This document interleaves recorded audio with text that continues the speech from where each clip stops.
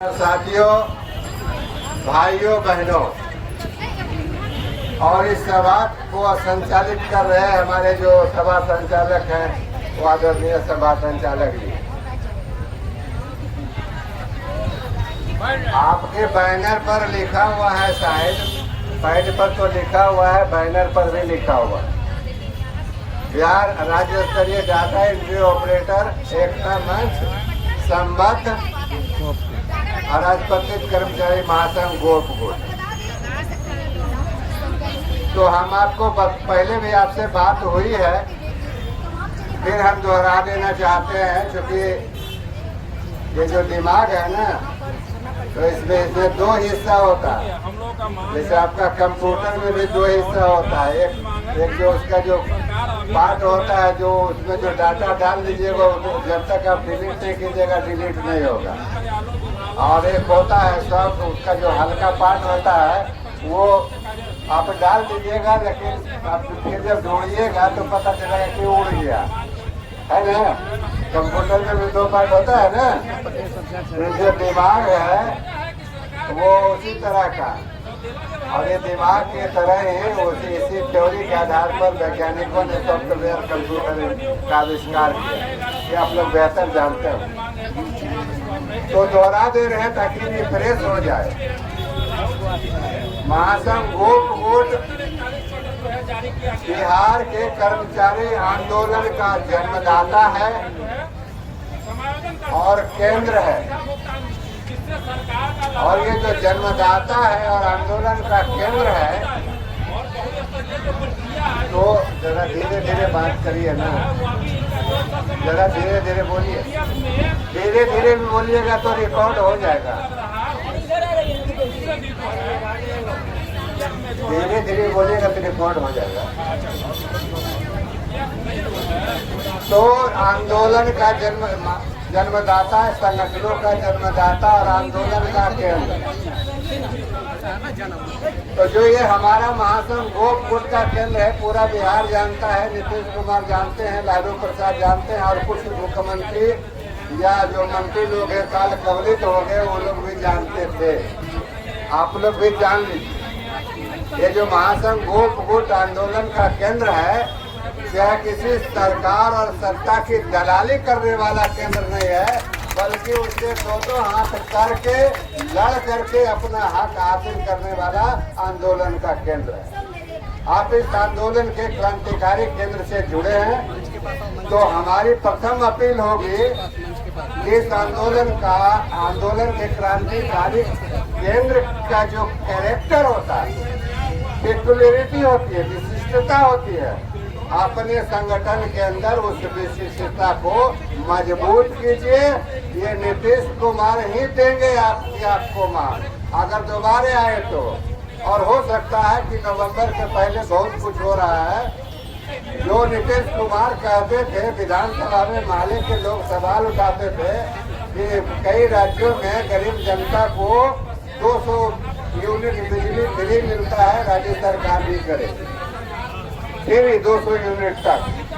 और साथ में यह भी बताया जाता था, आप लोग भी जान लीजिए, बिहार में बिजली का जो रेट है पूरे हिंदुस्तान में सबसे ज्यादा है। तो नीतीश कुमार का वक्तव्य जो उस समय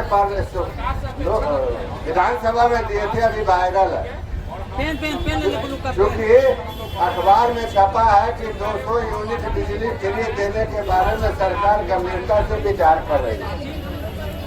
तो वायरल दोनों वक्तव्य है, माले के विधायक पालीगंज के संदीप सौरभ का वो मांग, और नीतीश कुमार का जवाब। नीतीश कुमार ने जवाब दिया था कि फ्री बिजली कहाँ से देंगे, फ्री बिजली नहीं दी जा सकती है।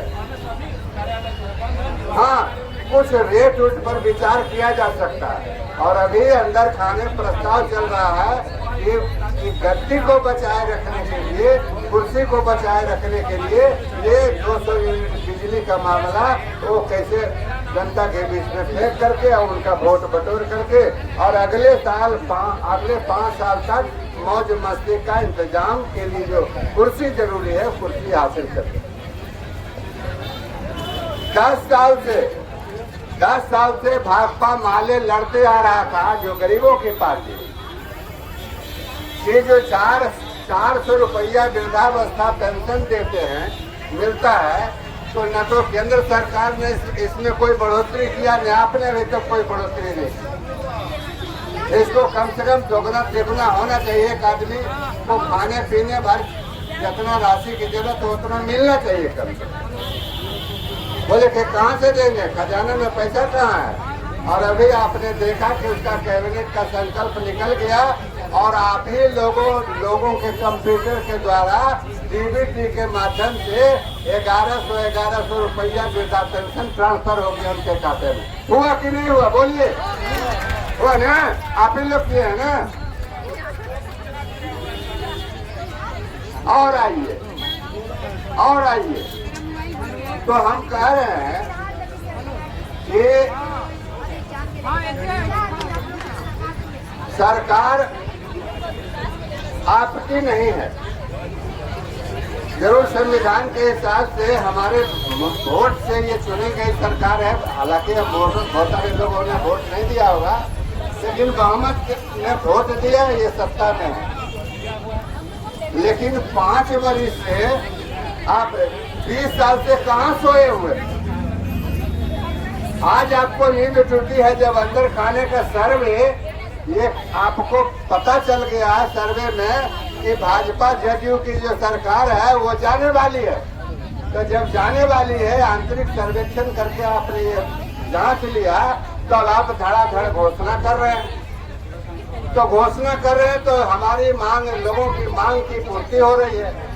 एक घोषणा computer operator, data entry operator के लिए भी कर दीजिए कि भाई जितने डाटा एंट्री ऑपरेटर हैं 15 अगस्त के पहले संकल्प जारी कर दीजिए। 1 अगस्त से सब परमानेंट घोषित किए जाते हैं और परमानेंट कंप्यूटर ऑपरेटर का जो पे स्केल है, जो फैसिलिटीज है, इम्यूनिटीज है, वो मिलेगा इनको। कर दीजिए घोषणा, एक ये भी लगे आप। तो नहीं हो रहा, अभी तक तो नहीं हुआ। देखिए चुनाव की घोषणा होने के पहले क्या होता है, बहुत कुछ होगा, अभी जान लीजिए, है ना? महागठबंधन भी एक है अपोजिशन में, जिसको इंडिया गठबंधन भी कहा जाता है। तो महागठबंधन ने पिछले विधानसभा के चुनाव में अपना घोषणा पत्र जारी किया था। तो उस घोषणा पत्र में एक मुद्दा था कि अगर महागठबंधन की सरकार बनेगी तो 10 लाख सरकारी नौकरी दिया जाएगा लोगों को, फिर बिहार के लोगों को, और 10 लाख लोगों को रोजगार दिया जाएगा। नीतीश कुमार जी ने क्या कहा था उस समय, उनकी पार्टी क्या जवाब दिया था, याद है? याद कर लीजिए। 10 लाख सरकारी पदों पर नौकरी दोगे तो बताओ कि ये कर्मियों के शोषण और दोहन का काम करती है, आपके भविष्य के साथ खिलवाड़ करने का काम करती है। आउटसोर्सिंग, ठेका, मानदेय, इन सारी चीजों का महासंघ पुरजोर विरोध करता है और सरकार से मांग करता है कि आपका जो सेवा है वह स्थायीकरण किया जाए। एक तरफ नीतीश जी कह रहे हैं कि हम 1 करोड़ वैकेंसी देंगे, 1 करोड़ लोगों को बहाल करेंगे। नीतीश जी, आप करोड़ों की बात करते हैं और आपके राज्य में जो विकास के पहिए हैं, जो हमारे डाटा एंट्री ऑपरेटर हैं, जो सरकार के विकास का सबसे महत्वपूर्ण काम करते हैं, आज जो चुनाव आयोग का काम है कि आपका जो स्पेशल सर्वेक्षण किया जा रहा है, इसके निष्पादन में जो साथी लगे हुए हैं, आपके ब्लॉक से लेकर और प्रखंड से लेकर और सचिवालय तक जो कर्मी लगे हुए हैं, उन सारे कर्मियों की देन है कि आपका विकास का पहिया और विकास का आप दम भरते नीतीश जी कि हम बिहार में विकास कर रहे हैं। तो ऐसी परिस्थिति में सरकार के कथनी और करनी में फर्क साफ साफ नजर आता है। आप 1 करोड़ की बात करते हैं कि हम स्थायीकरण करें, तो आप आदर्श स्थापित कीजिए। बिहार के जो आउटसोर्सिंग कर्मी हैं, जो ठेका मानदेय हैं, उनको आप नियुक्त करके अपना काम कीजिए, ताकि आपकी बात को लोग समझ सके कि आप सही में जो कहते हैं वो करते हैं। तो साथियों, आपका जो 11 सूत्री मांगे हैं वो सारी मांगे जायज हैं। महासंघ गोरखपुर का पुरजोर समर्थन है और आपके साथ महासंघ कदम से कदम मिलाकर चलने के लिए तैयार है। आप आंदोलन कीजिए, अनिश्चितकालीन धरना कीजिए, आप हड़ताल पर रहिए, सरकार ऐसे सुनने वाली नहीं है। आप जानते हैं कि बिहार में जितनी भी मांगे हम लोगों ने लिया है, सरकार को हमने झुकाया है। हमने सरकार को कदम कदम पर, हमारा लंबा इतिहास रहा है, 70 वर्ष का इतिहास रहा है कि लड़ाई का, और सब हमारे जो नेतागण होते थे महासंघ गोप के कमिश्नर जोगेश्वर गोप, उनका ये देन रहा है कि हमने कहा, गोप जी ने कहा कि दिल्ली हो या राजस्थान, सबका वेतन एक समान। अगर कोई वेतन की बात करता है, हम लोगों ने लड़कर आपके केंद्र के अनुरूप वेतन लेने का लाभ दिया। हम लोग लड़ाई करके सारी सुविधाओं को हम लोगों ने लागू कराया। आपका भी मामला, क्योंकि आप पढ़े लिखे नौजवान साथी हैं, आप दूसरे करियर में नहीं गए, आपने अपनी पूरा समय इस काम में लगाया। तो ये प्रथम दावेदारी आपकी होती है कि आपको सरकार नियुक्त करे और अस्थायी नियुक्ति करे, ताकि आपके भविष्य सुरक्षित हो सके और आपके बाल बच्चे का जो आने वाला पीढ़ी है वो सुरक्षित हो सके।